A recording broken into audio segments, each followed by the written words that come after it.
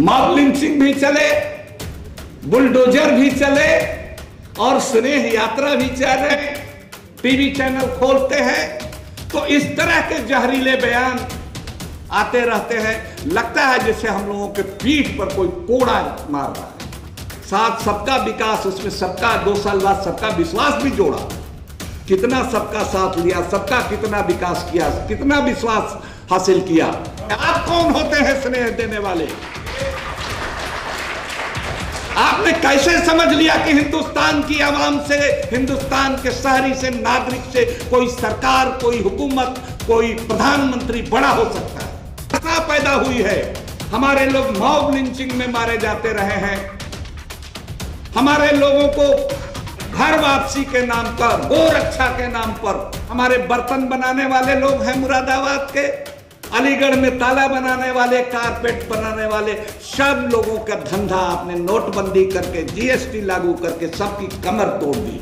गरीब से गरीब होते जा रहे हैं, बीमार हो पड़ते हैं, इलाज के लिए पैसा नहीं है, भूखमरी, कई लोग सुसाइड करते जा रहे हैं। और दूसरी तरफ एक आदमी ऐसा है जो दुनिया का नंबर 2 कैपिटलिस्ट बन गया। मोदी जी, ये सरकार अपना गोल पोस्ट बराबर चेंज करती रहती है। अब ईवीएम से आगे बात चली गई। सरकार ने सारे महकमों को, कलेक्टर्स को चिट्ठी लिखी है। सब जगह पसमानदा, हिंदू, मुसलमान, दलित, सब लोगों का एक बटन दबाएंगे और आधार से लिंक करने के नाम पर उनका बटन दबा करके वोट के अधिकार से उनको वंचित कर देंगे। शहर की हमदर्दियों से बच के रहना, अमीर शहर की हमदर्दियों से बच के रहना। ये सर से बोझ नहीं, सर ही उतार लेते हैं। इस तरह की जुमलेबाजी से इतना बेवकूफ समझते हैं कि 5 महीने से हमल से थी, उसके दूध मुहे बच्चे को पत्थर मार मार के कूच के एक मां के सामने कुचल के मार दिया गया। उसके परिवार के 7 लोगों को हलाक कर दिया गया। ऐसे 11 आदमखोरों को, नर पिशाचों को आपने न सिर्फ जेल से रिहा किया, बल्कि उनको मालाएं पहनाई, उनका जुलूस निकाला, मिठाइयां बांटी। लेकिन इसका मतलब यह नहीं है कि आसाम में हमारे मदरसों को आप बुलडोज कीजिएगा। वो सरकारी इमदाद से बने नहीं हैं कि भाई ठीक है, मोदी साहब ने कहा कि पसमानदा के से हमदर्दी जताई, अच्छी बात है, जतानी ही चाहिए। लेकिन ये एक दिन में मोदी जी के पास ये बात नहीं पहुंची। बहुत सारे लोगों को, हम लोगों को अपने बच्चे बच्चियों को इस तरफ भेजना है और अच्छी बात है कि जा रहे हैं। तो मोदी जी ने इस बात को अगर कहा है तो हमने उनसे सवाल किया, जो अभी दिलीप मंडल जी कह रहे थे कि भाई सबसे पहले तो ये मारकाट बंद कराइए। मॉब लिंचिंग भी चले, बुलडोजर भी चले और स्नेह यात्रा भी चले, तो इसका क्या मतलब है? तो इसको पहले बंद कराइए। डॉक्टर की दवा भी तभी असर करती है जब रोगी का डॉक्टर पर एतमाद हो, भरोसा हो। ट्रस्ट डेफिसिट है, आप पर भरोसा नहीं है, और वो अचानक नहीं हुआ है, और सिर्फ वो वचन से नहीं भरोसा आएगा, वो आपके कर्म से आएगा। आप कर्म क्या करते हैं? सवेरे सवेरे हमारे पसमानदा मुसलमान तो छोड़ दीजिए, सारे मुसलमान भी छोड़ दीजिए, जितने भी डेमोक्रेटिक लोग हैं, सेकुलर लोग हैं, इंसाफ पसंद लोग हैं, इंसानियत में भरोसा रखते हैं, अखबार देखते हैं, टीवी चैनल खोलते हैं, तो इस तरह के जहरीले बयान आते रहते हैं। लगता है जैसे हम लोगों के पीठ पर कोई कोड़ा मार रहा है। गर्दन पर तलवार रखी गई है, गर्दन पर तलवार रखी है आपने। अरे भाई तलवार तो हटाओ। तो ये हमारे ही साथ हम नई बात ये कह रहे हैं या उसको इन लोगों से सीख के कह रहे हैं कि यह हमारी लड़ाई अकेले की लड़ाई नहीं है। हम इसलिए बहुजन की बात कर रहे हैं, पसमानदा। हम माफ कीजिएगा, हम ठीक है कि ये अल्पसंख्यक शब्द है, लेकिन इतना आजादी के बाद ये अल्पसंख्यक, अकलियत, माइनॉरिटी रटा गया है कि हम लोगों के अंदर एक एहसास कमतरी, इंफीरियरिटी कॉम्प्लेक्स, हीन भावना पैदा हो गई है। हम लोग को अकलियत कहते कहते कमखला बना दिया है। तो इस सिंड्रोम से निकलना होगा। और दूसरी चीज, हमने कोई मजहबी शब्द, ये पसमानदा कोई मजहबी शब्द नहीं है। दुनिया में, देश में ही नहीं दुनिया में कोई पसमानदा नाम का कोई मजहब नहीं है, कोई जाति भी नहीं है। ये एक जमात है, एक वर्ग है जो संविधान के दायरे, जो संविधान जिस तरह से जिसको मानता है, पिछड़ा मानता है, दलित मानता है, उसमें है ये शब्द। उर्दू का है। हम अपने लोगों से बात करते हैं, अपनी जुबान में बात करेंगे। और ये अच्छी बात है कि हमारी बात चल रही है, हमारे समाज की बात चल रही है। हम 100 में 80 हैं अपने समाज में, इसलिए हम अक्सरियत हैं। और दूसरे जो समाज के लोग हैं, हिंदू हैं, सिख हैं, ईसाई हैं, बुद्धिस्ट हैं, दूसरे समाज के भी जो अक्सरियत के लोग हैं, बहुजन लोग हैं, उनके साथ हमारी लड़ाई जुड़ी हुई है, उनके किस्मत के साथ हमारी किस्मत जुड़ी हुई है। वो भी सदियों से इस मुल्क में सेकंड ग्रेड सिटीजन बना करके रखे गए हैं। उनकी लड़ाई थोड़ी पहले, उनके अंदर बहुत बड़े एकेडमिशियन, बाबा साहब अंबेडकर जैसे लोग पैदा हुए, कांशीराम जी जैसे लोग पैदा हुए, महात्मा फूले जैसे लोग पैदा हुए, हमारे यहां भी हुए। अगर नहीं हुए होते तो 1940 में इंडिया गेट जहां है, 40,000 पसमानदा मुसलमान, पसमानदा शब्द नहीं था उस समय, मोमिन शब्द था। मुस्लिम लीग की सियासत और उसके बरक्स, उसके काउंटर में मोमिन की सियासत, मोमिन कॉन्फ्रेंस की सियासत। 40,000 लोग इस इंडिया गेट पर आए थे प्रदर्शन करने के लिए। कोई मराहत सरकार की कोई सुविधा मांगने के लिए नहीं, कोई सूद के लिए सब्सिडी मांगने के लिए नहीं, कोई नौकरी रोजगार मांगने के लिए नहीं आए थे कि मुल्क का बंटवारा मजहब की बुनियाद पर मत करो। हम जिन्ना के 2 नेशन थ्योरी के खिलाफ हैं और साथ ही साथ हम सावरकर के हिंदू राष्ट्र के भी खिलाफ हैं। इसलिए मोदी जी, आप लंबे समय से हम लोग सबका साथ, सबका विश्वास, उसमें सबका साथ, सबका विकास, उसमें सबका 2 साल बाद सबका विश्वास भी जोड़ा। कितना सबका साथ लिया, सबका कितना विकास किया, कितना विश्वास हासिल किया, तो वो आप सब लोग जानते हैं, उसको कहने की जरूरत नहीं है। हम ये भी कहते हैं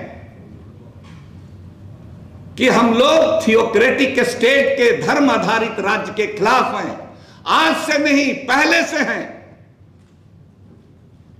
राणा संगा ने बुलाया था बाबर को, खानवा का जो मैदान है वहां पर लड़ाई हुई थी, इसी दिल्ली के बगल में।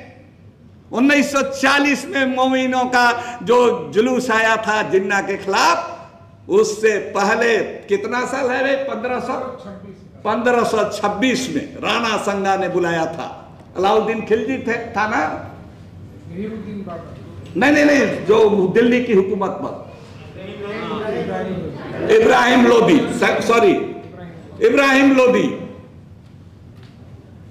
उसको लालच दिया था बाबर ने या ये लालच दिया था कि तुम राज करो और इधर की जमींदारी हम ले लेंगे? राणा सांगा ने बुलाया बाबर को हिंदुस्तान की सरजमीन पर, और वो लड़ाई खानवा के मैदान की लड़ाई, वो ऐसी पहली लड़ाई थी इस मुल्क में जो कारतूस से, गोली और बंदूक से लड़ी गई। उसके पहले रवायती जो हथियार थे, लाठी, भाला, फरसा, तलवार, इससे लड़ाई, हाथी, घोड़ा, ऊंट, इससे लड़ाई होती थी। पहली बार बाबर इस मुल्क की सरजमीन पर आया था बारूद के हथियार को लेकर के। 12,000 मेवातियों ने पीठ नहीं दिखाया, वहां पर उनका कत्ल हुआ, लड़ते हुए मारे गए। हसन खां मेवाती उनके नेता थे। तो हम लोग 2 मिसाल दिया, ऐसी सैकड़ों मिसालें हैं, हजारों मिसालें हैं। हमारे लोग इस मुल्क के, हम इसीलिए कहते हैं हम बहुजन हैं, हम अकलियत वगैरह से परहेज करते हैं। हम इस देश के मूल निवासी हैं, हम इस देश के बहुजन हैं। हमारे बाबा और जात की हड्डियां यहां है, गड़ी हुई है। और हम लोग कोई मेहरबानी नहीं मांग रहे मोदी जी से या किसी सरकार से। हम लोग कह रहे हैं कि हम लोग को संविधान ने जो अधिकार दिया है बराबरी का, इसीलिए जब स्नेह यात्रा की बात की मोदी जी ने, तो हमने कहा कि ये स्नेह वगैरह की जरूरत नहीं है, ये मेहरबानी की जरूरत नहीं है, हम बराबरी की बात कर रहे हैं। आप कौन होते हैं स्नेह देने वाले?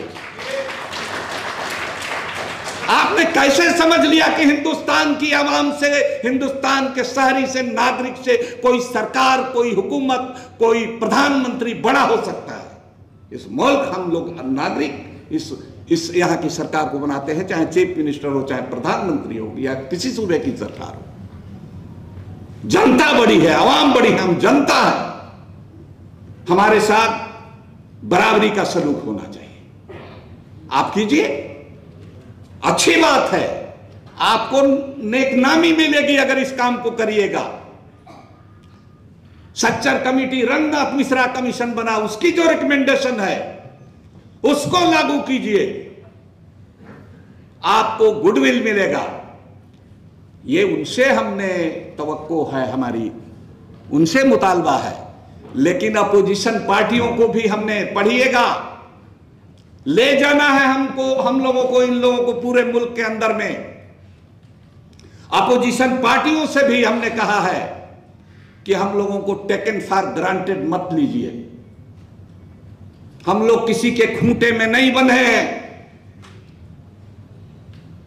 कि ये हमको वोट देंगे नहीं तो जाएंगे कहां। और हम लोग, ये निराशा पैदा हुई है, हमारे लोग मॉब लिंचिंग में मारे जाते रहे हैं, हमारे लोगों को घर वापसी के नाम पर, गोरक्षा के नाम पर, लेकिन कहीं कोई मातम पुरसी के लिए नहीं जाता है, अपोजिशन का आदमी भी नहीं जाता, इतने डरे हुए लोग हैं।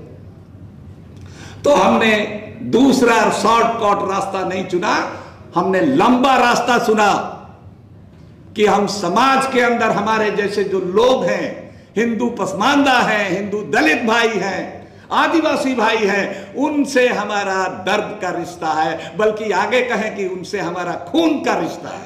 हम वहीं से यहां आए हैं। ठीक कहा दिलीप मंडल साहब ने, और हिलाल साहब ने भी इस तरफ इशारा किया कि हमारे, नो डाउट, हमारे समाज में कई तरह की गड़बड़ियां हैं, कई तरह की बीमारी हर समाज में होती है, हमारे समाज में भी है।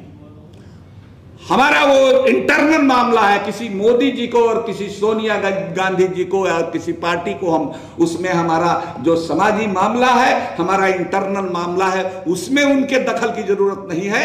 हमारा मांग है कि हमारे लोगों को हमारी आबादी के अनुसार आप नुमाइंदगी दीजिए। हमारा वोट लेते हैं तो हमारे लोगों को नुमाइंदगी दीजिए, हमारे सवालों को हल कीजिए।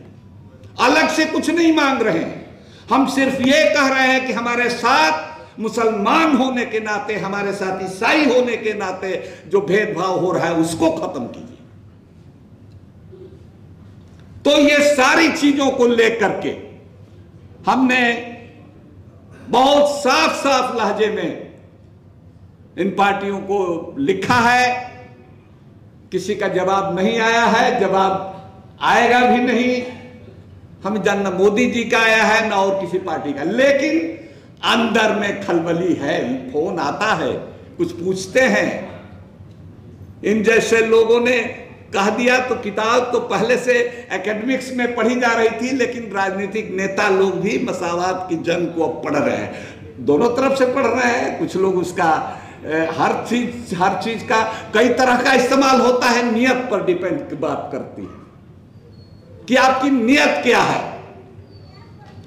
तो इसलिए हमारा कहना है कि बहुत सारी समस्याएं हैं। हमारे जो आर्टिजन हैं, हमारे जो दस्तकार बिरादरियां हैं, हमारे बुनकर हैं, हमारे धुरकन हैं, हमारे रंगरेज हैं, हमारे बर्तन बनाने वाले लोग हैं मुरादाबाद के, अलीगढ़ में ताला बनाने वाले, कारपेट बनाने वाले, सब लोगों का धंधा आपने नोटबंदी करके, जीएसटी लागू करके सबकी कमर तोड़ दी है।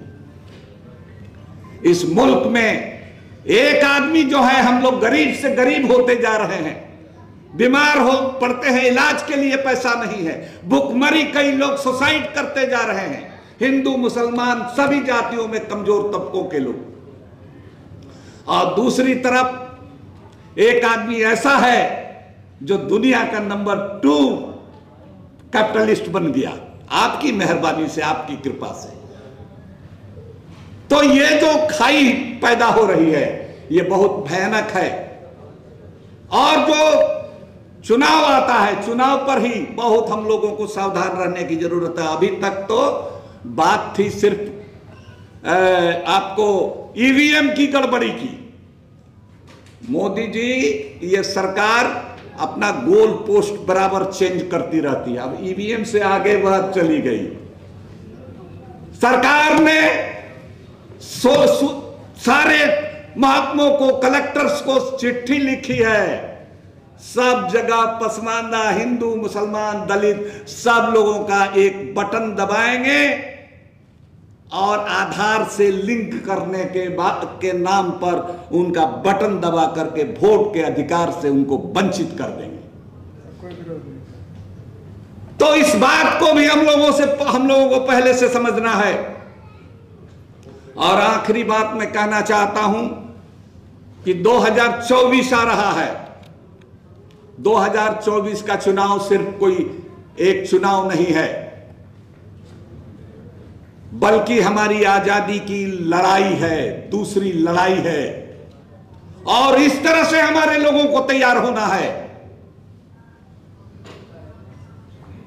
और उसकी तैयारी हम लोगों को करनी है, सोच समझ के साथ, खुले दिमाग के साथ।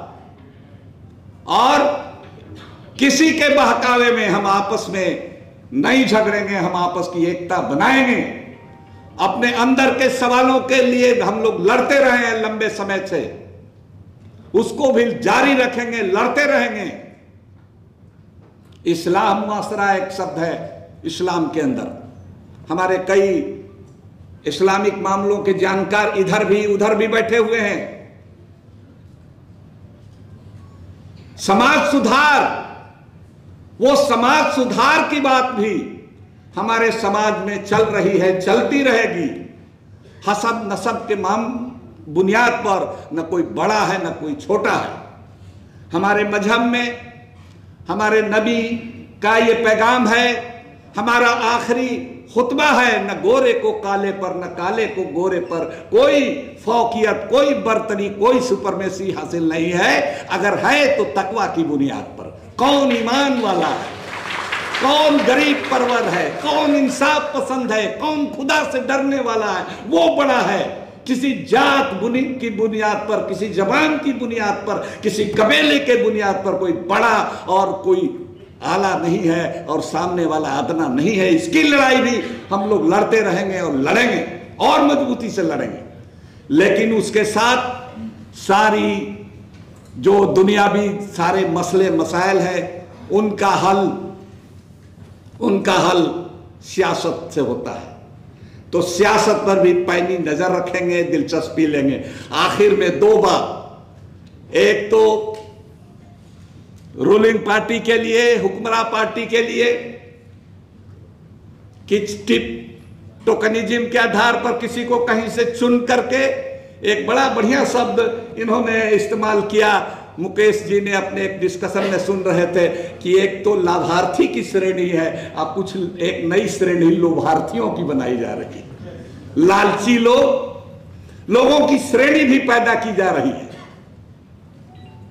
तो हमने अपने समाज को कहा है, एक शेर के जरिए, हमारा शेर नहीं है, किसी का हमने उठा लिया है, अमीर शहर की हमदर्दियों से बच के रहना, अमीर शहर की हमदर्दियों से बच के रहना, ये सर से बोझ नहीं सर ही उतार लेते हैं।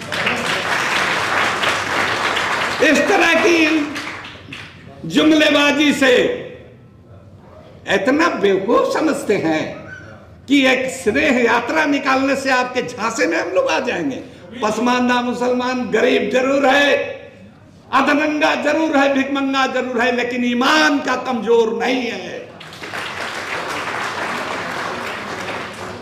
ईमान का कमजोर नहीं है। और दूसरी बात अपोजिशन के बारे में, तू इधर उधर की बात न कर, तू इधर उधर की बात न कर, ये बता कि कारवां क्यों लूटा। अगली लाइन में थोड़ा हम अमेंडमेंट किए हैं, तू इधर उधर की बात न कर, ये बता कि कारवां क्यों लूटा। हमें रहजनों से तो गिला है, हमें रहजनों से तो गिला है, पर तुम्हारी रहबरी का भी सवाल है, तुम्हारी रहबरी का सवाल है। हम तुमको वोट देते हैं, तुम हमारी बात बोलने के लिए हम मारे जा रहे हैं, जलाए जा रहे हैं, हमारी इज्जत लूटी जा रही है। बिल्किस बानो से बड़ा पसमानदा कौन हो सकता है? कोई नहीं। उसके 5 महीने से हमल से थी, उसके दूध मुहे बच्चे को पत्थर मार मार के कूच के एक मां के सामने कुचल के मार दिया गया, उसके परिवार के 7 लोगों को हलाक कर दिया गया। ऐसे 11 आदमखोरों को, नर पिशाचों को आपने न सिर्फ जेल से रिहा किया, बल्कि उनको मालाएं पहनाई, उनका जुलूस निकाला, मिठाइयां बांटी, और फिर आप यह भी उम्मीद करते हैं कि हम स्नेह के नाम पर आपको वोट देने का काम करें। फिर लाख गड़बड़ियां है, इशारा किया है शिबा असलम फामी साहिबा ने। हमारे मदरसे के एजुकेशन में बहुत जगह चेतना आई है, सुधार भी हो रहा है, लेकिन इसका मतलब यह नहीं है कि आसाम में हमारे मदरसों को आप बुलडोज कीजिएगा। वो सरकारी इमदाद से बने नहीं हैं।